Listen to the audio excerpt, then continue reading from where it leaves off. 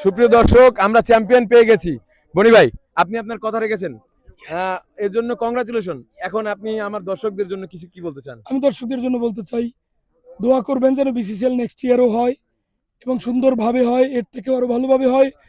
এবং অলি ভাই ম্যানেজমেন্টে ছিল, সেই ড্রাফট থেকে এই পর্যন্ত প্রত্যেকটা সময় ম্যানেজমেন্টের এই টুর্নামেন্টের পিছনে কাজ করেছে, ঘাম ঝরিয়েছে।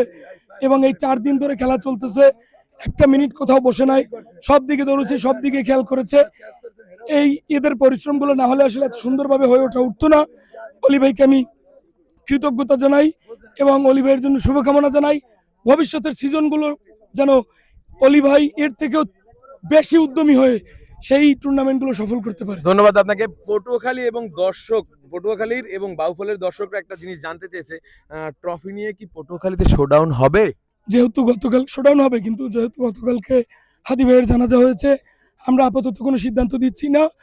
তবে এই রেসটা কেটে গেলে তার শোকটা বাঙালি জাতি যদি একটু কাটিয়ে উঠতে পারে, তখন যদি আমরা কোনো উল্লাস করি, আমরা তাকে স্মরণে রেখে অবশ্যই সেটাকে আমরা উদযাপন করব। আচ্ছা, পটুয়াখালী স্ট্রাইকার কি সামনের সিজনে আমরা পাবো? অবশ্যই বিসিসিএল এর প্রথম চ্যাম্পিয়ন, প্রথম সিজনের প্রথম চ্যাম্পিয়ন পটুয়াখালী স্ট্রাইকার্স। ইনশাল্লাহ আশা করছি যত বছর এই বিসিসিএল হবে, পটুয়াখালী স্ট্রাইকার্স থাকবে। কংগ্রাচুলেশন এবং সামনের সিজনের জন্য শুভকামনা রেখে বিদায় নিচ্ছি। ধন্যবাদ। Thank you. কংগ্রাচুলেশন।